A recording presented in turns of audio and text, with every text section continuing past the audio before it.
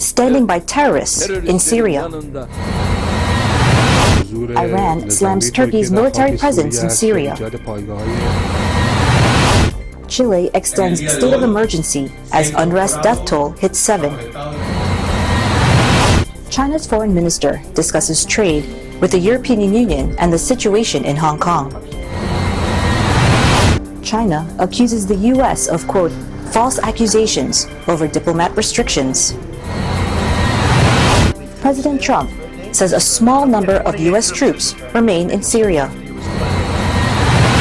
In Portland, Oregon, a high school employee disarms a student who sought to kill himself. Lunch break lesson: how to reverse an opioid overdose. Plus, precision, accuracy, and dependability in broadcasting at the NAB New York 2019. This is Eagle News, coming to you from New York, bringing you stories from around the globe, and I am Jennifer Polantan.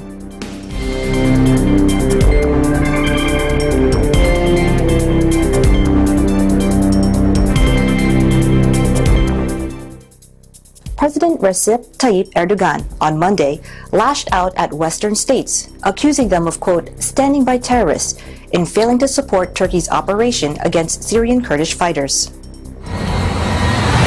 Düşünebiliyor musunuz? Tüm Batı, evet, teröristlerin yanında yer aldı ve hepsi birlikte bize saldırdılar. NATO ülkeleri dahil, Avrupa Birliği ülkeleri dahil, hepsi. Erdogan asked, quote, since when do you start to side with terror? Did PYD, YPG, Syrian Kurdish forces, join NATO and we do not know about it?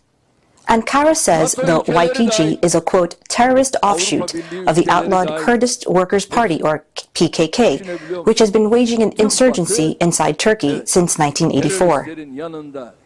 The PKK is blacklisted as a terror group by Ankara, the US, and the European Union.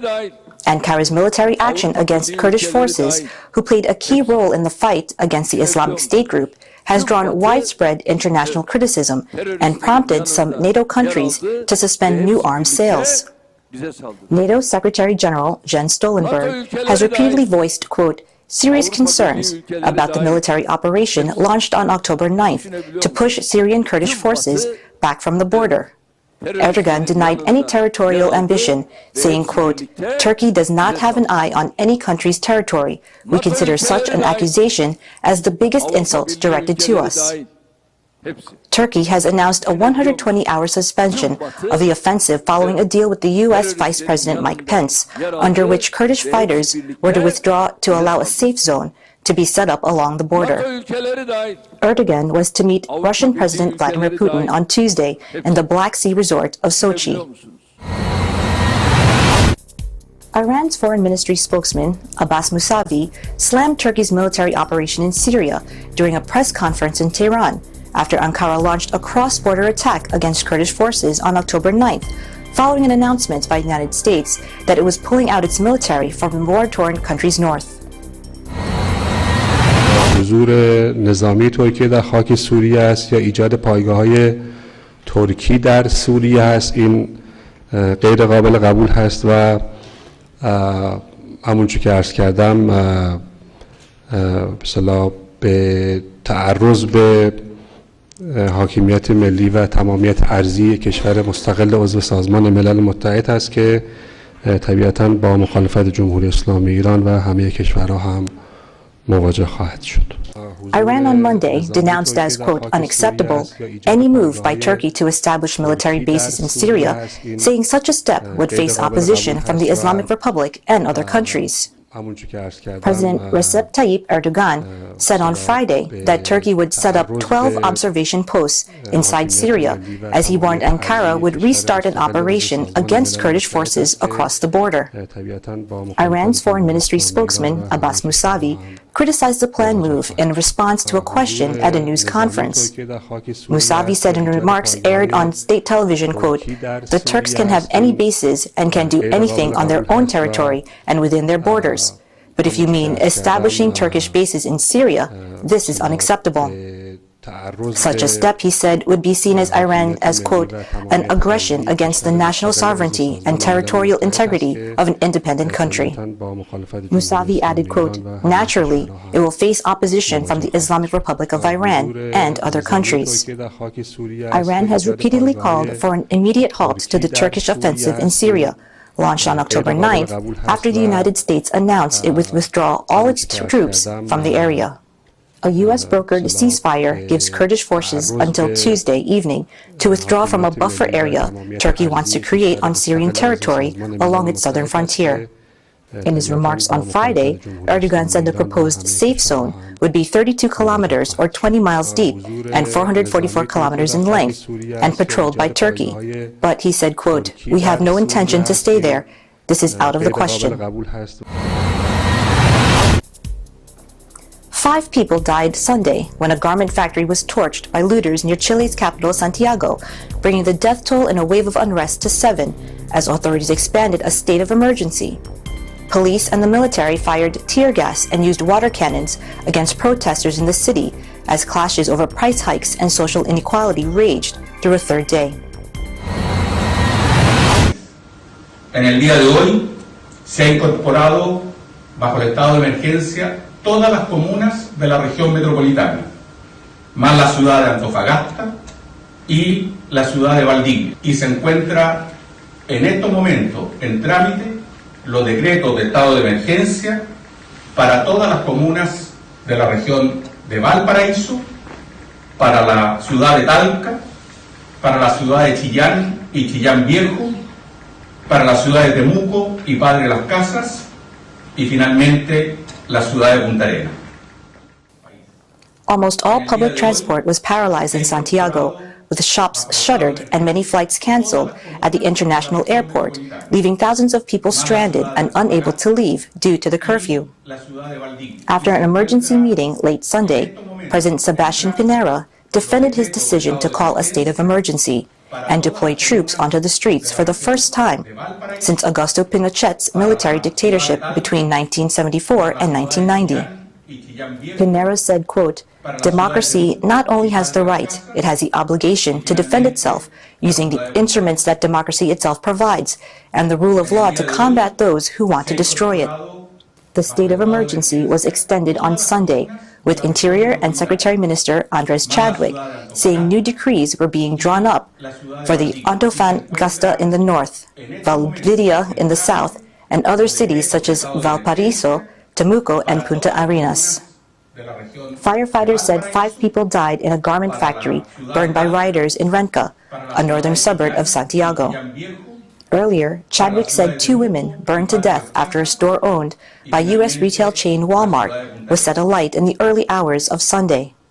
One victim, who authorities initially said had died in the hospital, suffered burns on 75% of her body. Authorities reported 103 serious incidents throughout the country, with 1,462 people detained, 614 in Santiago and 848 in the rest of the country. Protesters set fire to buses, smashed up metro stations, knocked down traffic lights, ransacked shops, and clashed with riot police in Santiago and other cities. Defense official General Javier Iturriaga announced, during the curfew from 7 p.m. until dawn, people should, quote, be calm in all their homes. What started earlier in the week as a protest against a hike in metro fares escalated dramatically on Friday as demonstrators expressed anger over social inequality at the government's liberal economic system. On Saturday, Pinera announced that he was suspending the fare increase. Pinera acknowledged that those in the streets had, quote, good reason to protest, but called on them to demonstrate peacefully. The appeal failed to prevent further rioting and looting. Dozens of protesters torched a building belonging to Chile's oldest newspaper, El Mercurio, in Valparaíso on Saturday evening, while elsewhere a metro station, supermarkets, and other stores were set on fire. China's foreign minister said Monday that he was confident of an investment deal being clinched with the European Union while pressing for talks as soon as possible on a free trade accord. Paris, Wang Yi, said the list of sectors China still refuses access to is shrinking and the country is opening up more and more, thus, quote, creating favorable conditions for the conclusion of a bilateral investment accord. 实际上，我们看到香港发生这些街头暴力，已经被其他国家所复制了。我们看到在西班牙的加泰罗尼亚，我们看到在伦敦的公共设施上，我们看到在智利的街头。西班牙的加泰罗尼亚的一些人就公开表示，我们要让加泰罗尼亚成为第二个香港，要借鉴香港这种这个搞街头暴力的这种做法，可能就是有那么一股势力，他们实际上在鼓励和纵容街头的这种违法犯罪，他们的目标就是要把香港搞乱，来葬送香港几代人辛辛苦苦建立起来的发展和繁荣，来葬送一国两制实施以来香港所取得的巨大的历史性的进步。Wang underscored China's willingness to launch discussions on a free trade agreement between China and the European Union, calling for a feasibility study in the short term, and emphasizing that China and the European Union are one another's biggest economic and commercial partners. 如果这个进程迟启动不了的话，那么欧盟向中国出口的商品的竞争力就会受到影响，因为越来越多的国家在跟中国签署自贸的协定，而且欧盟也跟很多国家也签署了自贸协定，但偏偏忽略了中国这个欧盟最大的市场，所以我建议欧盟的朋友们，包括特别是法国的朋友们，能够认真的来思考这个问题。经贸合作是中法关系的重要的压舱石，那么大项目合作则是支撑我们经贸合作的顶梁柱。那么这次通过我们双方的努力，总统访问期间会签署一系列合作的协议，大概起码得有30到40项。那么充分体现了这次访问可能会产生的重要和丰硕的成果。China is engaged in a long-running tariff war with U.S. President Donald Trump, which has started to take a toll on its economic growth. Wang said a big number of contracts, between 30 and 40, would be signed between China and France when President Emmanuel Macron visits from November 4th to 6th. Wang added the two countries, permanent members of the UN Security Council, quote, must work together to convey a joint message of support for multilateralism and a message of support for the authority of the UN in the face of rising unilateralism. We must also send a message that our two countries respect the fundamental ruling governing international relations and together defend justice and equity in the world. Up next, China accuses the U.S. of, quote, false accusations over diplomat restrictions. President Trump says a small number of U.S. troops remain in Syria. In Portland, Oregon, a high school employee disarms a student who sought to kill himself. Lunch break lesson: how to reverse an opioid overdose. Eagle News will return in a moment. Stay with us.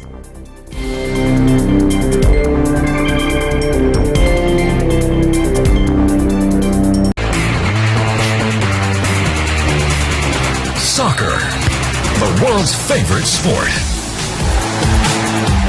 And it's no wonder. Spectacular goals.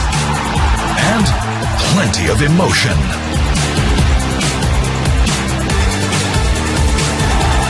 The best of game day. Kickoff.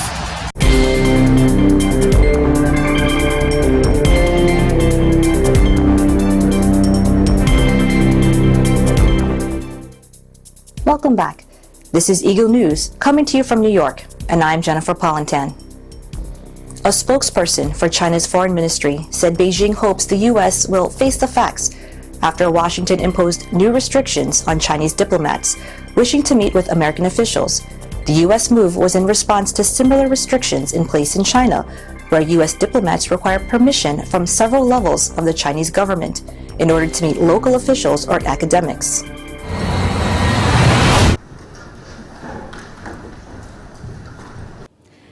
我们希望在这个问题上呢，美方应该正视事实，为双方正常的人员交往提供便利，而不是设置障碍，更不能倒打一耙。In other news, President Donald Trump said Monday a small number of U.S. troops remain in Syria, some near the border with Jordan and others deployed to secure oil fields. Trump's comments followed a U.S. pullout from northeastern Syria, leaving the Kurds, America's staunchest allies in the fight against Islamic State, to face invading Turkish forces. Trump said the small number of U.S. troops staying behind were in an entirely different part of Syria, near its border with Jordan and Israel. He said another group still in Syria, quote, secured the oil, a reference to oil fields that the U.S. hopes to keep from falling into the hands of jihadist fighters. I don't want to leave troops there. It's very dangerous for, we had 28 troops as it turned out. People said 50, it was 28. And you had an army on both sides of those troops. Those troops would have been wiped out. I don't think it's necessary, other than that we secured the oil. It's in a little different section, but we just secured the oil. And the other region where we've been asked by Israel and Jordan to leave a small number of troops is a totally different section of Syria near Jordan and close to Israel. Surveillance footage shows Keenan Lowe, an employee of Park Rose High School in Portland, Oregon, holding a shotgun away from Angel Granados Diaz after disarming the student on May 17th. According to a news release from Multnomah County District Attorney's Office, Granados Diaz received a 36-month probation on October 10th after pleading guilty to 2 counts related to the possession of a firearm. Granados Diaz brought the firearm loaded with only 1 round to the school during a mental health crisis and told investigators that he only intended to harm himself. Keenan took the weapon away from Granados Diaz after.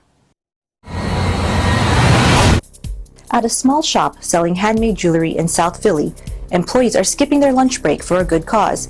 They are getting the training they all wanted in how to save someone who has overdosed on opioids. The group of 4 is learning how to administer a dose of naloxone, a medication used to block or reverse the effects of the highly addictive painkillers. A mannequin is placed on a folding table in the middle of a workshop where trainer Elvis Rosado, an ex-drug user who works for the local association Prevention Point, is showing them the ropes. The widespread use of fentanyl, a synthetic opioid that is 50 times stronger than heroin, is ravaging America, and Philadelphia is in the crosshairs of the epidemic. Just a few milligrams can be lethal.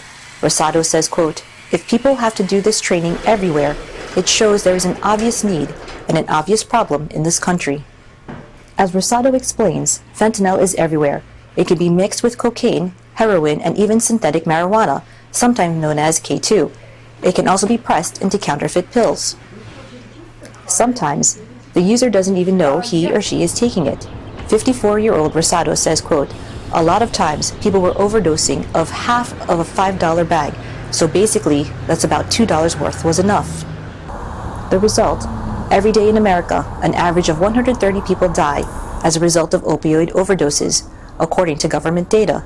Rosado says in this relatively calm part of South Philly, the opioid epidemic is progressing. In the city's Kensington neighborhood, people are using in the open. Many users are military veterans, but in South Philly, he explains, quote, a lot of people are using behind closed doors. They still function, they still have jobs and families, and they have somewhere to go.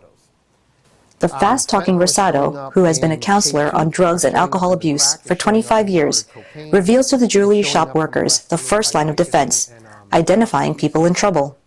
People don't know what they're doing as much as it is that people don't know what they're buying. And it puts people at risk. So, things you want to look for. Anytime you come across somebody who is extremely pale with a gurgling noise, blue, purplish, the word Narcan sometimes wakes people up. But if that's not working, grab their foot, shake it, see if you can get them to wake up, or you're going to go in a circular motion. It is extremely uncomfortable and painful.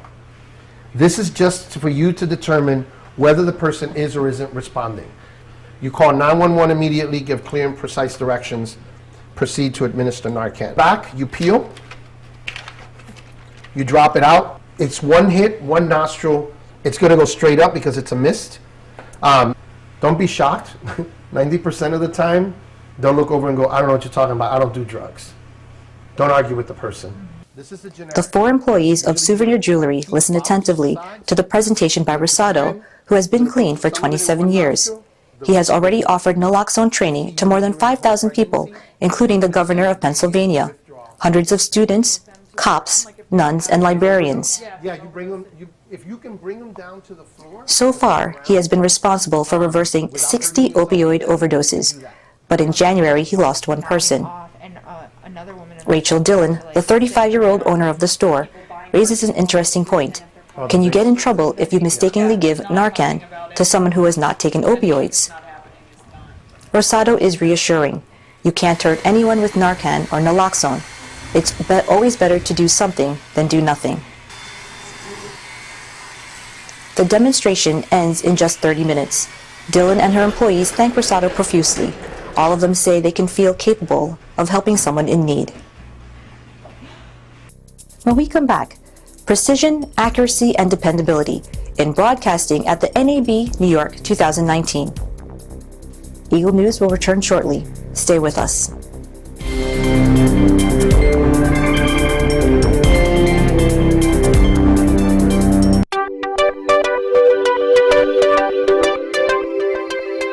Watch your favorite Net 25 shows on OSN Channel 725, same day as the Philippines.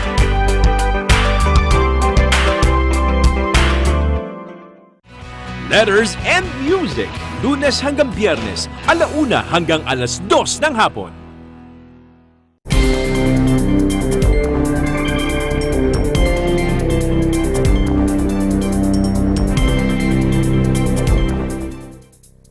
You are watching Eagle News, broadcasting from New York, and I am Jennifer Polantan. Precision, accuracy, and dependability in broadcasting are highlights at the NAB New York 2019. Eagle News correspondent Eliza Gonzalez-McLickmott with the details. Do you know how it feels like to be a kid in a candy store?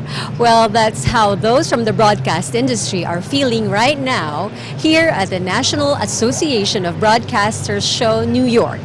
From top-of-the-line equipment to disaster response systems to lectures addressing issues broadcasters face today, such as, quote, deepfakes versus trusted content, all here at the Jacob Javits Center. Take a look. This tech trade show is geared to a specific audience, the broadcaster. NAB puts on display in this 2-day event a diverse collection of items that would benefit any news organization.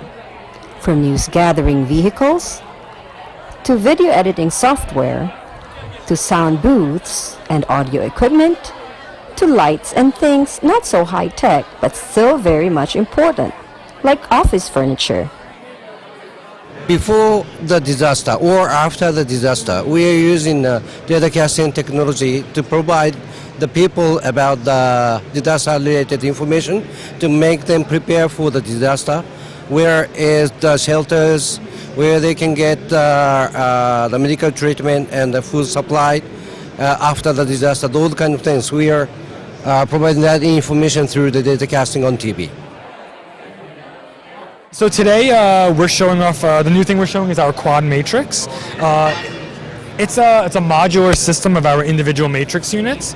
So you can have a big, you have a large source. You can use these quad Fresnel lenses to make it punchier, or you can take them out, and this is compatible with a number of soft boxes. So like a 5-foot or a 7-foot octa. So you could use it as a soft light or as a harder light. And it's and again, it's modular, so you can pull a single unit out, just 4 screws, and attach it to a yoke, and then use it that way as well. So Unilumin is one of the largest manufacturers of LED in the world. This happens to be a 0.9 millimeter LED wall. So a 3x3 array of this product, which is U-panel, is native HD. So this is a native HD direct view LED product. Right. So one of the things about direct view LED is it's very bright. It's so traditional displays and backdrops and things like that are LCD. So LCD technology is reflective. So if you see people walk in front of LCD displays, you see a reflection sometimes. Studio lighting and things like that reflect off of the screen. And then brightness also. So you can get really rich color out of these displays. So we can meet Rec 709 and beyond with this technology. You don't have the reflectivity.